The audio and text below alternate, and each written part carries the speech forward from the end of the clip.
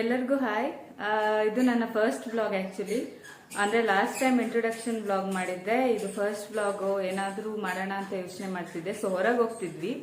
ಹೊರಗೆ ಅಂದರೆ ಇಲ್ಲೇ ಕಬ್ಬನ್ ಪಾರ್ಕ್ಗೆ ಮಕ್ಕಳಿಗೆ ಏನಾದರೂ ಆ್ಯಕ್ಟಿವಿಟೀಸ್ ಇರುತ್ತೆ, ಮಕ್ಕಳೆಲ್ಲ ಎಂಜಾಯ್ ಮಾಡ್ತಾರೆ ಅಂತ ನನಗೆ ನನ್ನ ಫ್ರೆಂಡ್ ಒಬ್ಬರು ಸಜೆಸ್ಟ್ ಮಾಡಿದರು. ಸೊ ಅದಕ್ಕೆ ಹೋಗೋಣ ಅಂತ ಇವತ್ತು ಪ್ಲ್ಯಾನ್ ಮಾಡಿದ್ವಿ.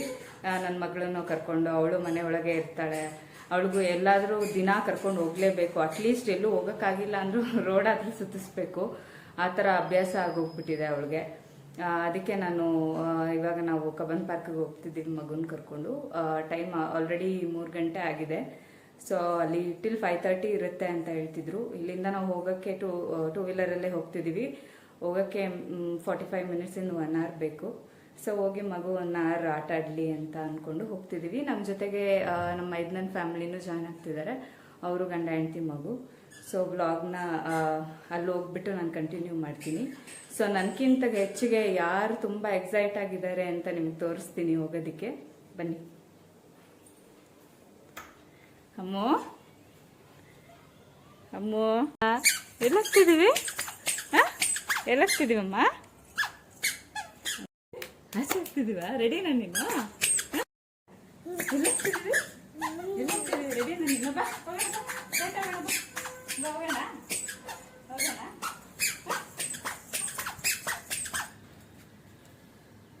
ನಮ್ಗಿಂತ ಅವಳೆ ರೆಡಿಯಾಗಿದ್ದಾಳೆ.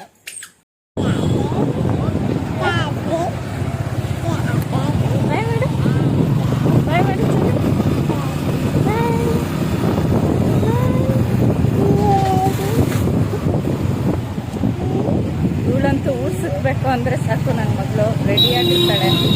ಮನೇಲಂತೂ ಇದಕ್ಕೆ ಇಷ್ಟನೇ ಪಡಲ್ಲ. ಈ ಥರ ಊರು ಸುತ್ತೋದಂದ್ರೆ ಫುಲ್ಲು ಖುಷಿಯಾಗಿ ರೆಡಿಯಾಗಿರ್ತಾಳೆ. ಇದೇ ನಮ್ಮ ಡೆಸ್ಟಿನೇಷನ್ ಬಾಲಭವನ. ಆ್ಯಕ್ಚುಲಿ ನಾವಿಲ್ಲಿ ರೀಚ್ ಆಗೋ ಅಷ್ಟೊತ್ತಿಗೆ 4 ಗಂಟೆ ಮೇಲಾಗೋಯ್ತು. ಫಸ್ಟ್ ಟಿಕೆಟ್ ತೊಗೊಂಡು ಒಳಗೆ ಎಂಟ್ರಿ ಕೊಟ್ವಿ. ರೈಟ್ ಸೈಡಲ್ಲಿ ಫಸ್ಟ್ ಬರೋದೇ ಈ ಟ್ರೈನ್ ಟೂರ್ದು. ಅಂಥ ರಶ್ ಏನು ಇರಲಿಲ್ಲ. ನಾವು ಹೋಗಿದ ತಕ್ಷಣ ಟ್ರೈನ್ ಕೂಡ ರೆಡಿ ಇತ್ತು. ಅಂದರೆ ಒಂದು 2 ಮಿನಿಟ್ಸ್ ವೆಯ್ಟ್ ಮಾಡಿದ್ವಿ, ಟ್ರೈನ್ ಬಂತು ಅಂತ. ಹೋಗಿದ್ದು ರೈಟ್ ಟ್ರೈನು. ಅದು ಬರ್ತಿದ್ದಂಗೆ ನಾವು ಟಿಕೆಟ್ ಕೊಟ್ಬಿಟ್ಟು ಒಳಗೆ ಹೋದ್ವಿ. ಸೊ ಫಸ್ಟ್ ಸೆಟಲ್ ಆದ್ವಿ.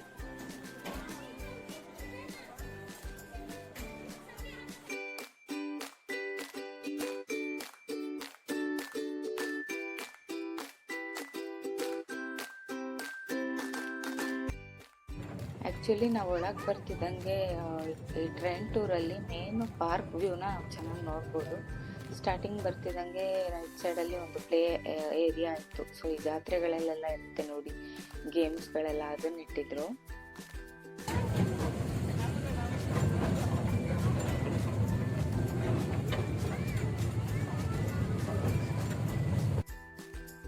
ಟ್ರೈನ್ ರೈಡ್ ಕೂಡ ಅಷ್ಟೇ ಸ್ಲೋ ಆಗಿ ಮಕ್ಳಿಗೆ ಇಷ್ಟ ಆಗೋ ಥರನೇ ಹೋಗ್ತಾ ಇದ್ರು. ಮಕ್ಕಳು ಕೂಡ ಎಂಜಾಯ್ ಮಾಡ್ಕೊಂಡು ಬರ್ತಾ ಇದ್ರು ಟ್ರೈನ್ ರೈಡಲ್ಲಿ. ಹಾಗೆ ಸ್ವಲ್ಪ ನಾವು ಮುಂದೆ ಹೋಗ್ತಿದ್ದಂಗೆ ಒಂದು ಟನಲ್ ಸಿಗುತ್ತೆ, ಸ್ಮಾಲ್ ಟನಲಿಂದ ಮುಂದೆ ಲೆಫ್ಟ್ ಸೈಡಲ್ಲಿ ಬೋಟಿಂಗ್ ಏರಿಯಾ ಇದೆ. ಸೊ ಅಲ್ಲಿ ನಿಂತಿರೋರೆಲ್ಲ ಬಾಯ್ ಮಾಡ್ತಾ ಇದ್ರು. ನಾವು ಅವ್ರಿಗೆ ಬಾಯ್ ಮಾಡಿಕೊಂಡು ರೈಡ್ನ ಎಂಜಾಯ್ ಮಾಡ್ಕೊಂಡು ಹೋಗ್ತಾ ಇದ್ವಿ.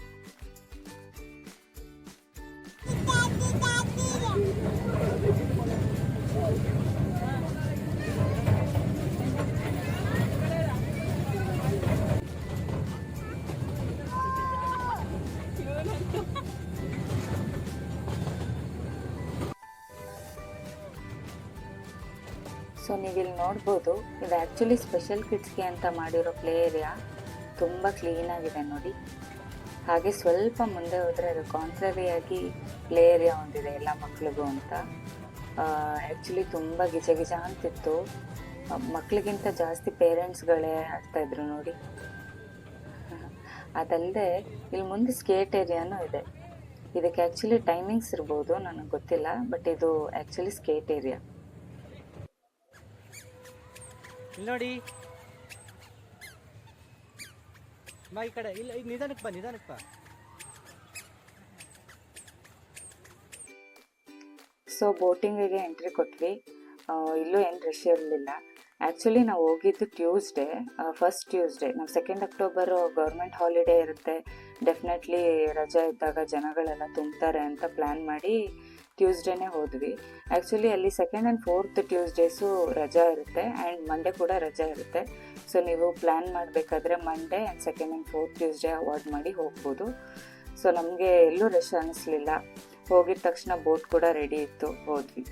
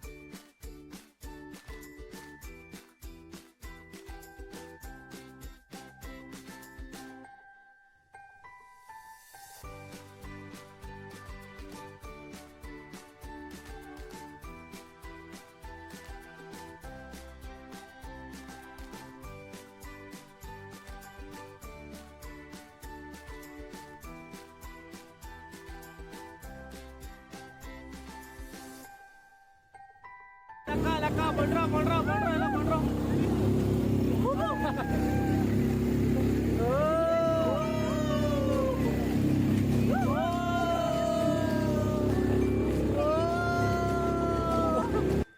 ಸೊ ಬೋಟಿಂಗ್ ಮುಗಿಸ್ಕೊಂಡು ಹೊರಗೆ ಬಂದಾಗ ಇಲ್ಲಿ ಸೈನ್ಸ್ ಪಾರ್ಕ್ ಅಂತ ಇತ್ತು.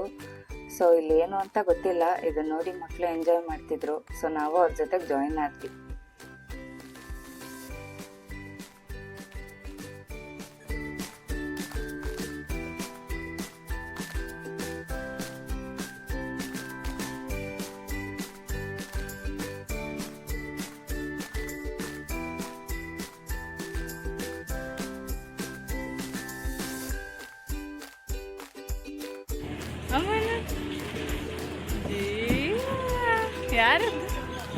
ಯಾರದ ಸೊ ಆಮೇಲೆ ಪ್ಲೇ ಏರಿಯಾ ಕರ್ಕೊಂಡ್ಬಂದ್ವಿ. ಒಂದು ಸ್ವಲ್ಪ ಹೊತ್ತು ಮಕ್ಕಳು ಆಟ ಆಡಲಿ ಅಂತ ಇದನ್ನು ಆಟ ಆಡಿ ಎಂಜಾಯ್ ಮಾಡ್ತಾ ಇದ್ರು.